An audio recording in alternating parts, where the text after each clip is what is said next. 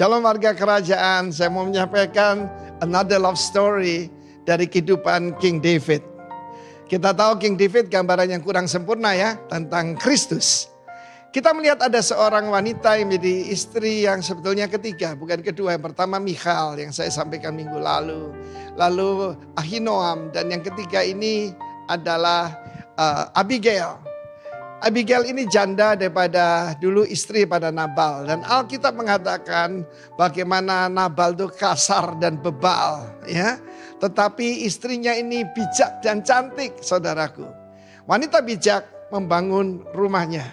Tapi yang bodoh meruntuhkannya dengan tangannya sendiri atau dengan perkataannya sendiri. Dan kita melihat bagaimana David hampir-hampir tidak bisa jadi raja kalau tidak ada Abigail. Wanita itu sebagai penolong ya, bukan penodong, istri maksudnya ya. Dan kita lihat bagaimana David berkata, cabut pedangmu. Dia bersama 400 warrior mendatangi rumah Nabal ya, orang Karmel itu untuk membunuh semua pria yang ada di sana. Pada waktu dikuasai oleh amarah, jangan ngambil keputusan saudaraku. Juga terlalu emosi, juga percuma.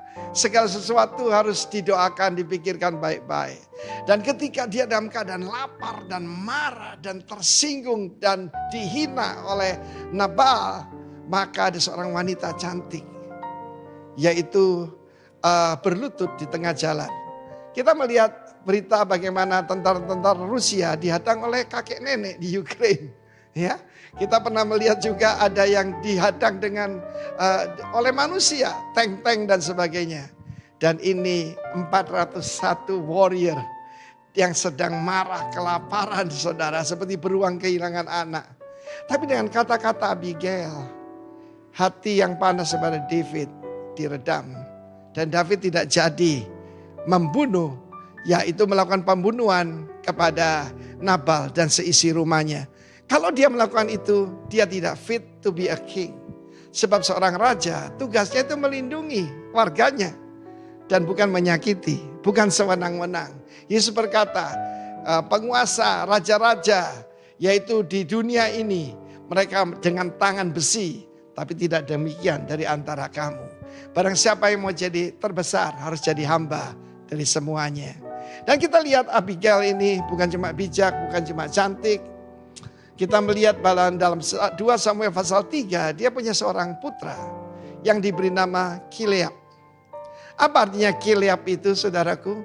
Kileab itu artinya like his father.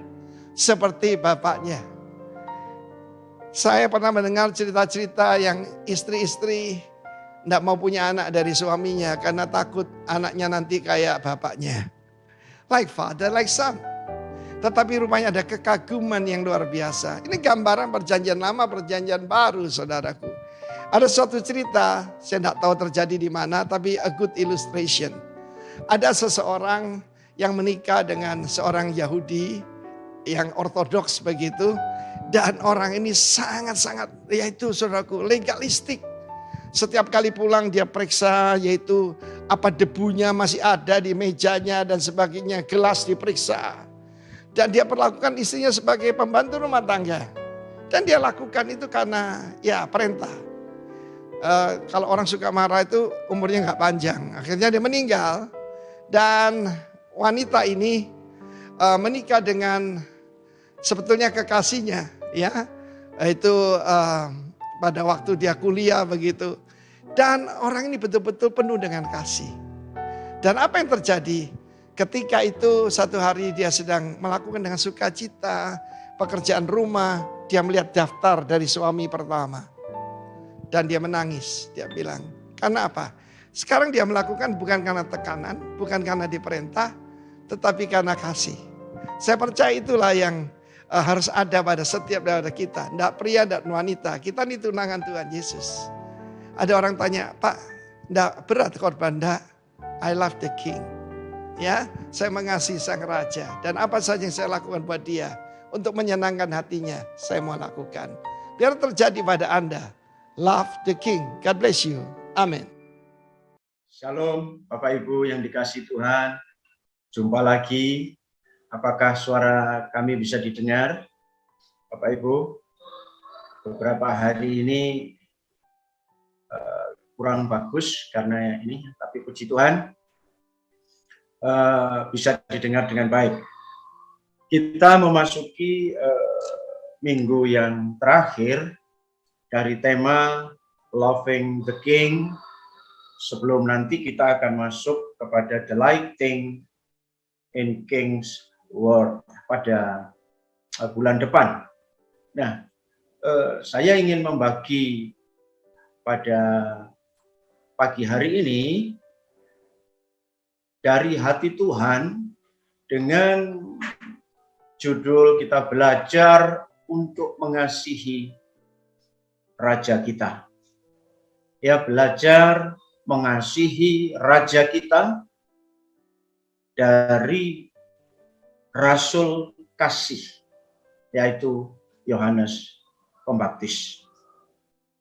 Maaf, dari Rasul Yohanes.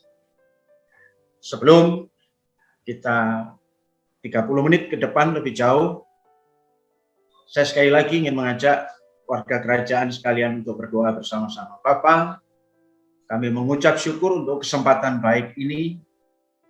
Kami mau belajar lebih jauh tentang bagaimana kami harus mengasihi Raja kami, Yesus Kristus, atau Engkau Allah kami. Dan buat kami mengerti untuk menjadi pantulan surgawi, mengasihi juga orang-orang di sekitar kami. Terima kasih kiranya Roh Kudus mengawal pemberitaan ini dari awal sampai akhir. Demi nama Tuhan Yesus, bersama-sama kita katakan amin. Mengapa kita mesti belajar warga kerajaan tentang mengasihi Tuhan? Ya, terus terang saja hari-hari ini, kalau saya melihat di dunia ini banyak versi mengasihi Tuhan dengan caranya masing-masing. Kita tahu tanpa menyebut dengan spesifik, ada orang-orang yang rela mati buat Tuhan walaupun dengan cara yang tidak benar. Ya, membela Tuhan itu terjadi dalam lingkungan kita, tidak hanya dari luar kekristenan, dalam kekristenan pun saya sering melihat film-film atau video-video terutama di daerah-daerah yang mayoritas Kristen. Mereka mengatakan membela Tuhan. Lalu ada yang baris, bawa parang, dan lain sebagainya. Lalu mereka berpikir itu cara mengasihi Tuhan, loving the King. Dan mereka, ya, dan seterusnya justru melakukan hal-hal yang destruktif. Masalahnya di mana? Karena mengasihi Tuhan itu tidak bisa otomatis dan begitu gampang. Walaupun kita sudah 1 bulan belajar tentang love the King, tapi ayo, pada minggu terakhir ini kita lebih mengkompilasi semua yang sudah kita terima sepanjang minggu ini. Yang pertama, mengapa kita mesti perlu belajar? Karena begini, sejak manusia jatuh dalam dosa, dalam Kejadian pasal 3 ayat 6, manusia itu telah kehilangan standar kasih. Ya, ini kejatuhan paling besar, sebetulnya salah satu kerusakan terbesar dari akibat jatuh dalam dosa adalah manusia kehilangan hubungan dengan Allah sebagai sumber kasih. Allah adalah kasih. Maka ketika terpisah dari Allah, manusia kehilangan yang namanya standar kasih, referensi kasih, figur kasih. Tidak ada yang mesti dilihat seperti apa sih kasih itu, begitu. Ini masalah. Kasih menjadi sebuah kosakata yang asing. Makanya saya sebut tadi di awal, orang jadi ekspresi kasih kepada Allah bisa ngawur. Bahkan kalau tidak hati-hati, itu bisa ekspresi kasih Allah itu dengan membunuh orang lain. Dengan begitu kuatnya semangat mengasihi Tuhan. berteriak-teriak, kemudian bikin bom gitu ya. Mereka menyangka mengasihi Tuhan. Karena apa? Tidak usah heran, karena manusia kehilangan yang namanya standar kasih yang benar. Tidak punya referensinya. Tidak punya yang namanya figur kasih. Buktinya apa? Buktinya ketika manusia pertama, James Tissot menggambarkan dengan penuh kegetiran. Ketika Kain menuntun adiknya, itu judulnya ngeri judulnya. Judulnya lukisan James Tissot ini, itu Kain menuntun adiknya untuk dibunuh. Jadi begitu vulgar. Makanya ketika kemudian terjadi peristiwa pembunuhan dan Tuhan bertanya kepada Kain, manusia masih sedikit waktu itu, masih Adam, Hawa dan 2 anaknya. Tuhan berkata, di mana Kain? Nah, Habel, maaf. Di mana Habel adikmu itu? Jawabnya, ini jadi kata-kata yang terkenal di seluruh dunia. Aku tidak tahu apakah aku penjaga adikku.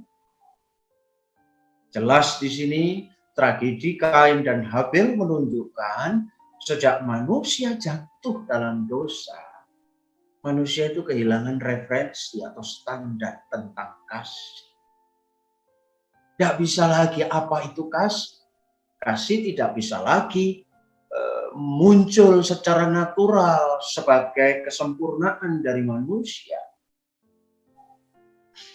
Itu sebabnya kita perlu belajar bagaimana mengasihi itu. Baik mengasihi raja kita maupun mengasihi sesama kita. Yang kedua, karena kasih itu secara natural bukan perasaan. Kasih itu adalah pilihan yang harus dilakukan. Ulangan 30, 19b20a mengatakan, pilihlah kehidupan supaya engkau hidup, baik engkau maupun keturunanmu dengan mengasihi Tuhan Allahmu. Mendengarkan suaranya, berpaut padanya, sebab hal itu berarti hidupmu dan lanjut umurmu untuk tinggal di tanah yang dijanjikan Tuhan dengan sumpah kepada nenek moyangmu. Ada frase pilihlah kehidupan. Saya lompat, pilihlah untuk mengasihi Tuhan Allahmu. Kenapa kita perlu belajar? Karena kasih itu sebuah pilihan. Tak bisa otomatis. Pada gilirannya nanti, kasih itu bukan sepenuhnya jatuh. Seperti yang kita sering sebut jatuh cinta. Itu seolah-olah orang jalan jatuh ke selokan. Kasih bukan seperti itu yang tidak bisa dikontrol. Yang kalau ada hal seperti itu hanya gairah saja. Hanya gerakan hormonal saja. Tapi kasih itu sebuah pilihan. Memilih untuk mengasihi. Makanya Tuhan pada akhirnya urusan dengan kasih itu berhubungan dengan perintah untuk mengasihi. Dan itu perlu belajar. Kita perlu belajar dari mana? Dari Allah sendiri. Karena nantinya kasih yang akan kita berikan kepada Allah pada dasarnya adalah cerminan dari karena Allah mengasihi. Seperti Rasul Yohanes katakan, barang siapa tidak mengasihi saudaranya yang dilihatnya, tidak mungkin mengasihi Allah yang tidak dilihatnya. Bisa saya balik, barang siapa tidak mampu mengasihi Allah atau tidak dialiri oleh kasih Allah, dia tidak akan mampu memantulkan juga kasih Allah. Ini satu hubungan kausalitas yang erat. Sehingga seperti gambar itu, ketika bercermin, cermin hasilnya tidak sama. Tidak memantulkan. Karena kasih yang di luar dari sumber kasih, dan kita belajar dari sumbernya itu, tidak mungkin kita bisa mengasihi Allah. Dan pada gilirannya nanti, akhirnya juga kita tidak mungkin bisa mengasihi sesama. Dan bisa dibalik juga, kalau nggak bisa mengasihi sesama, nggak bisa mengasihi Allah. Ini cerminan. Jadi semua bersumber ke sana, oleh karena itu kita perlu belajar tentang kasih. Makanya perihal loving the King itu tidak dilepas oleh Tuhan secara natural. Karena keberdosaan itu, maka muncul perintah, kasihilah Tuhan Allahmu dengan segenap hatimu, dengan segenap jiwamu, dan dengan segenap kekuatanmu. Kita perlu belajar dari Allah sumber kasih, supaya kita dapat mencerminkan tadi kasih itu, memantulkannya.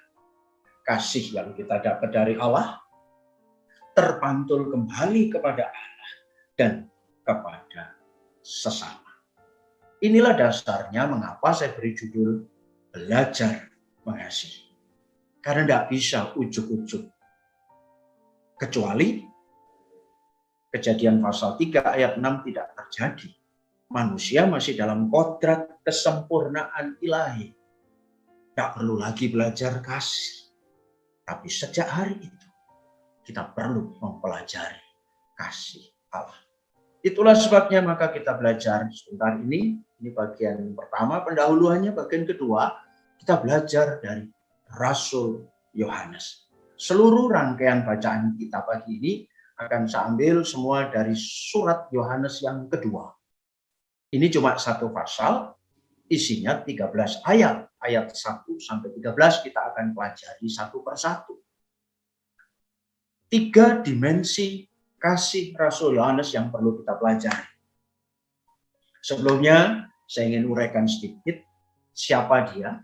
Dia ini Rasul Yohanes adalah putra dari Zebedeus,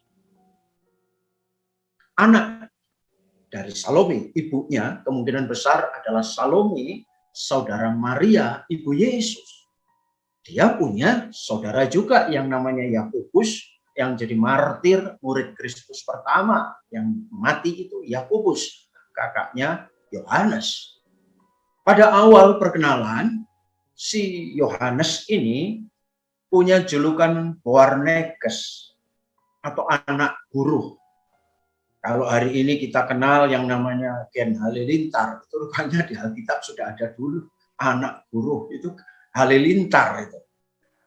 Apa maksudnya? Ya menurut sejarah yang dipercaya, keluarga ini melahirkan 2 anak yang memang wataknya seperti guru, seperti Halilintar, begitu keras, begitu ya, begitu kaku, bahkan dijuluki sebagai Boanerges, anak guru.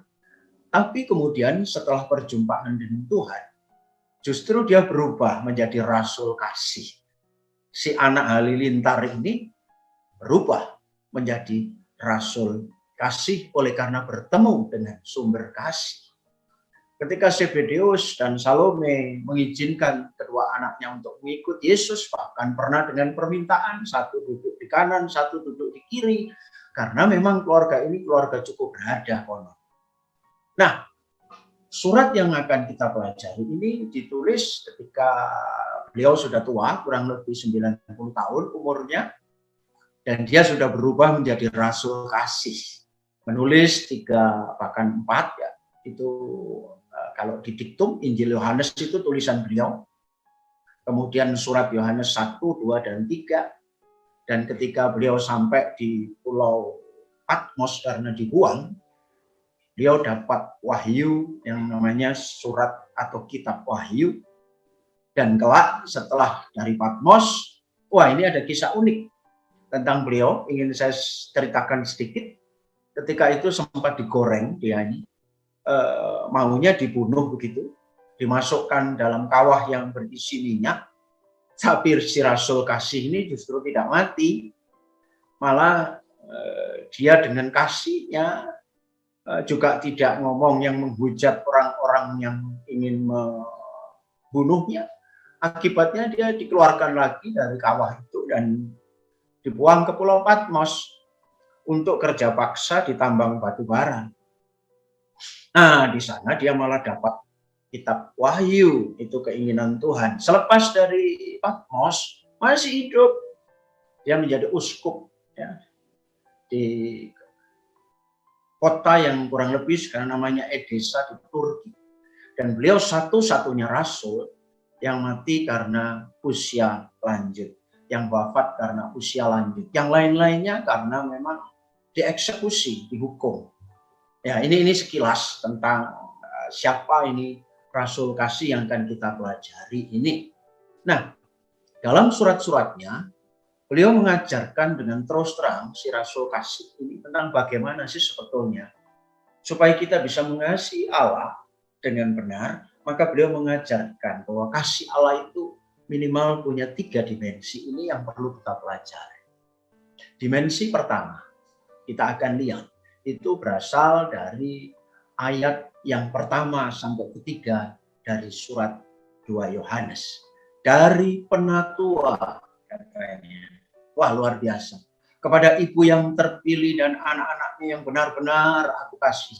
Bukan aku saja yang mengasihi kamu, tetapi juga semua orang yang telah mengenal kebenaran.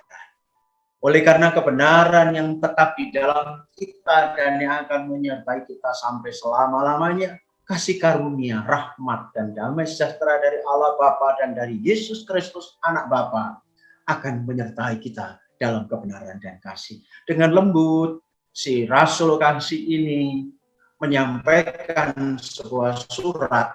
Itu ditujukan dari beliau menyebut dirinya sebagai penatua dengan rendah hati, bukan menyebut sebagai rasul, padahal dia adalah rasul yang paling dikasihi. Tetapi sekarang Boanerges atau Anak Halilintar ini sudah berubah karena mengenal kasih Allah. Dia mampu mengekspresikan kasihnya dalam suratnya. Dia tulis kepada ibu yang terpilih. Itu menurut banyak penafsir, itu bukan ditujukan kepada seseorang, tapi ditujukan kepada sekelompok orang yang kalau sekarang kita sebut gereja. Kumpulan jemaat Tuhan waktu itu disebut sebagai ibu yang terpilih. Itu mewakili gereja. Dia menulis surat kepada gerejanya dengan penuh ekspresi. Warga kerajaan. Bagian yang pertama dimensi kasih itu yang perlu kita pelajari di sini adalah love is expression. Kasih itu harus diekspresikan dalam tindakan. Nah, orang kalau mengatakan mengasihi Tuhan, itu mesti harus ada ekspresi kasihnya. Ya, dalam hubungan antar orang saja kita mengenal ekspresi kasih, tapi sayang, bukan itu saja secara sempit yang selama ini kita mengerti. Dalam hubungan antar manusia, antar suami istri, antar pasangan, selalu kita diajar oleh filosofi kasih dari barat yang mengatakan ada 3 kalimat ajaib yang harus diucapkan setiap hari sebagai ekspresi kasih. I love you, I'm sorry, thank you, kan begitu kita diajar. Bukan hanya itu ekspresi kasih. Ekspresi kasih itu adalah seluruh tindakan kita. Seperti Rasul Yohanes ini. Orang yang sudah tua yang berumur 90 tahun ini masih bisa mengekspresikan kasihnya dengan tindakan mengirim surat kepada gereja pada waktu itu, kepada kumpulan umat pada waktu itu. Dan dia datang dengan lembut mengatakan kepada mereka, kepada gereja yang terpilih atau kepada ibu yang terpilih dan anak-anaknya yang benar-benar aku kasih. Warga kerajaan yang dikasihi Tuhan, kalau kita mau mengasihi Allah, ingat dimensi kasih yang pertama, itu harus ada ekspresi atau tindakan kasih yang mesti dilakukan. Apa itu? Ya tentu saja beribadah, berdoa, intimasi, melayani Tuhan. Ini menjadi keniscayaan orang-orang yang mengatakan mengasihi Tuhan. Dan lebih jauh lagi, melakukan hal-hal yang disukai oleh Allah. Ada sebuah quote dari Roy Goodwin berkata, love is more than a word. Love is an action. Kasih itu lebih dari sekedar kata. Kasih adalah sebuah tindakan. Ketika kita menyadari ini, maka orang yang mengatakan loving the King tidak bisa diam untuk tidak mengasihi Tuhan. Jam-jam ibadah, jam-jam bersekutu dengan Dia harus menjadi sebuah kenikmatan. Bagaimana hari ini warga kerajaan? Sudah 1 bulan kita belajar tentang kasih Allah. Adakah ekspresi kerinduan itu yang kita tunjukkan buat Sang Raja kita setiap hari?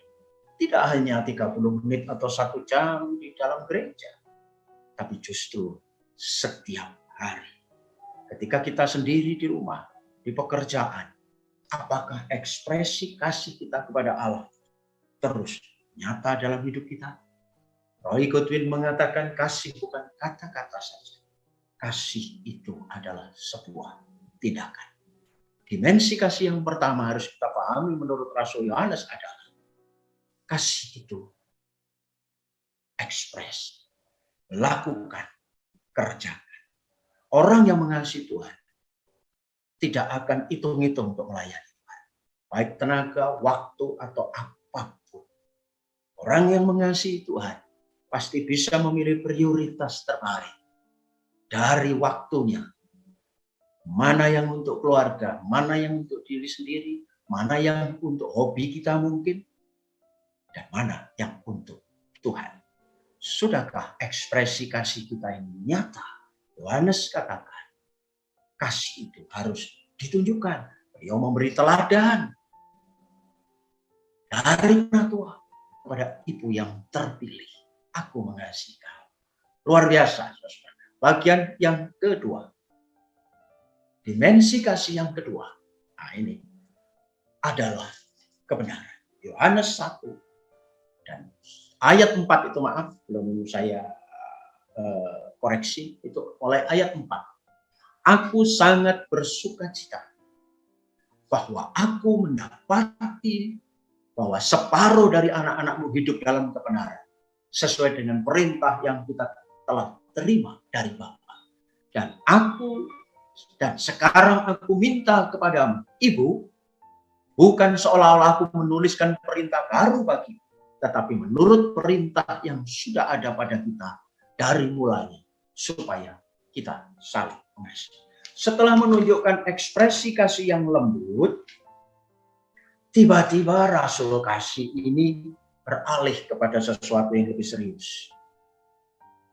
Dimensi kasih yang kedua, jangan lupa.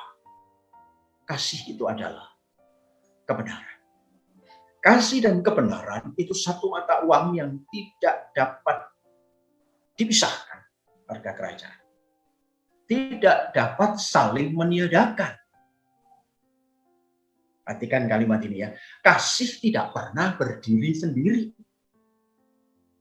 Karena kasih itu kalau tidak bersama Allah pasti bersama iblis. Makanya kasih yang tanpa kebenaran itu lebih mengarah kepada nafsu saja. Lebih mengarah kepada sebuah keinginan daging manusia. Makanya ini juga hati-hati dalam hubungan antar manusia. Karena tadi sudah saya sebutkan bahwa kasih yang kita pelajari dari Allah itu adalah pantulan juga kasih kita kepada saudara, dan pantulan kasih kepada saudara itu juga menunjukkan bahwa kita mengasihi Allah. Tiba-tiba Rasul Yohanes berpindah dari sesuatu yang begitu pribadi, aku, kata gantinya aku kepada ibu yang kukasih, dan seterusnya, tiba-tiba dia beralih kepada sedikit lebih serius, dan ini nanti akan makin meningkat, bahwa kasih itu adalah kebenaran. Kasih harus dibangun di atas dasar kebenaran. Love must be built on truth. Tidak bisa tidak. Kalau tidak, ngawur. Maka orang dalam mengasihi, terutama kalau lawan jenis, ya harus dalam kebenaran. Tidak bisa tidak. Kalau tidak begitu nanti seperti Sodom dan Gomora. Makanya kasih itu harus landasannya kebenaran. Hidup dalam kebenaran. untuk tahu kebenaran harus belajar firman Tuhan. Balik lagi kan, kembali lagi. Ada sebuah quote ya dari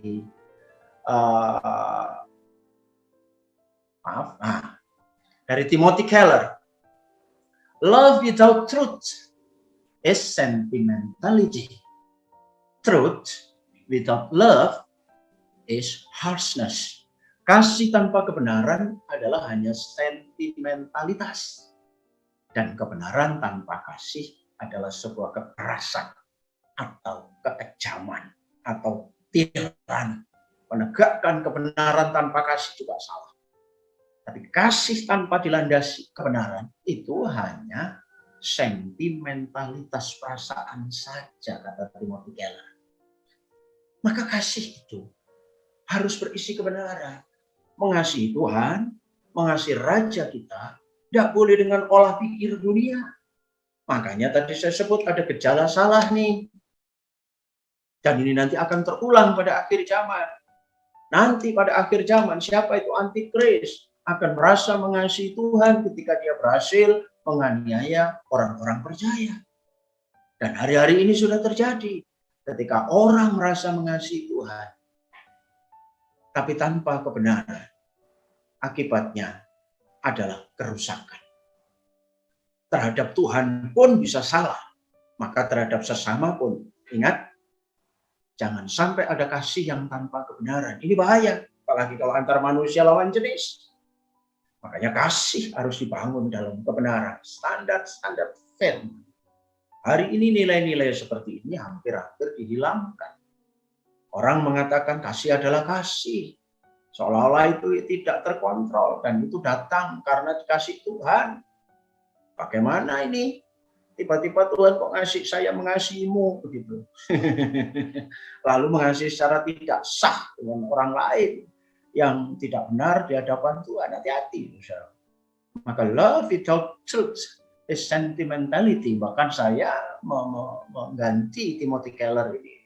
Love without truth is the sinner. Itu adalah dosa. Standar atau dimensi kasih yang kedua yang harus kita miliki adalah kebenaran. Kalau kita mau sungguh-sungguh mengasihi Raja kita, ayo kita berlomba-lomba untuk hidup kebenaran. Bagaimana caranya? Hidup dalam kebenaran itu, ya kita sungguh-sungguh mau mengasihi Tuhan, sungguh-sungguh menggali firman-Nya, sungguh-sungguh hidup dalam kebenarannya.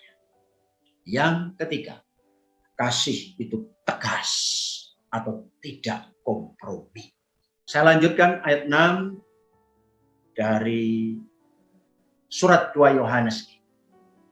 Dari lembut, sangat ekspresif kepada ibu yang terkasih, kemudian meningkat sedikit bahwa kasih harus memiliki kebenaran. Sekarang dia keluar halilintarnya. Dan inilah kasih itu, yaitu bahwa kita harus hidup menurut perintahnya, katanya. Dan inilah perintah itu, yaitu bahwa kamu harus hidup di dalam kasih sebagaimana yang telah kamu dengar dari mulanya. Jangan dirubah-rubah lagi. Dengar dari mulanya yang berasal dari Allah, sebab banyak penyesat telah muncul dan pergi ke seluruh dunia. Halilintarnya kumat sekarang dia tiba-tiba muncul dari rasul kasih yang lembut, kemudian meningkat, yang tidak mengakui Yesus Kristus telah datang sebagai manusia, itu adalah penyesat dan antikris. Waspadalah supaya kamu jangan kehilangan apa yang telah kamu kerjakan, tetapi supaya kamu mendapatkan sepenuhnya. Saya lanjut di ayat 9, dia masih terus berkobar-kobar setiap orang yang tidak tinggal di dalam ajaran Kristus, tetapi yang melangkah keluar dari situ tidak memiliki Allah.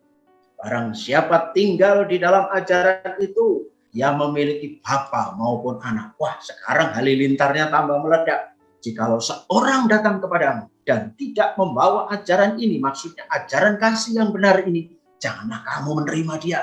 di dalam rumahmu dan janganlah memberi salam kepadanya. Kalau dia bicara soal kasih yang benar, akhirnya Rasul kasih ini bisa juga tegas. Dia mengatakan jangan diterima orang yang membawa ajaran selain ini. Bahkan masuk ke rumah pun tidak boleh. Sebab barang siapa memberi salam kepadanya, ia mendapat bagian dalam perbuatannya yang jahat itu. Aduh, saudara. Ternyata dimensi kasih yang ketiga adalah tegas. Saya sebut tidak kompromi dengan dosa. Implikasinya apa? Orang yang mengaku dirinya mengasihi Allah harus berani berkata tidak terhadap dosa. Ini ajaran kasih dimensi yang ketiga ini serem banget. Bahkan dikatakan kalau ada orang seperti ini yang ingin mempengaruhi kamu dengan membawa ajaran lain yang tidak dalam kebenaran, tolak saja. Memberi salam saja sudah nggak boleh. Nggak usah memberi salam. Saklek dia. Artinya apa? Soal prinsip kasih itu tegas. Tidak kompromi. Ya, di sini Rasul kasih itu kembali ke julukannya, Warnekes. Kalau sudah menyangkut prinsip tak bisa ditawar-tawar. Dunia akhir-akhir ini begitu permisif, begitu mudahnya menekuk-nekuk kasih Allah demi sebuah kata yang namanya kompromi. Kalau di ayat 10 dan 11 ini jangan terima di rumah, itu saya ingin terangkan begini. Pada masa itu, gereja secara resmi belum ada. Jadi persekutuan itu masih seperti komsel sekarang dari rumah ke rumah. Makanya Rasul kasih ini wanti-wanti kepada jemaat. Kalau ada orang datang kepadamu membawa ajaran ini, jangan terima dalam rumah. Ya, karena itu mereka door to door zaman dulu. Nah, sekarang sudah berubah keadaannya, kita sudah dalam bentuk gereja dan banyak komunitas. Tapi prinsipnya sama, bahwa kasih dalam versi ilahi itu adalah selain kasih itu penuh dengan kebenaran, kasih itu juga tegas.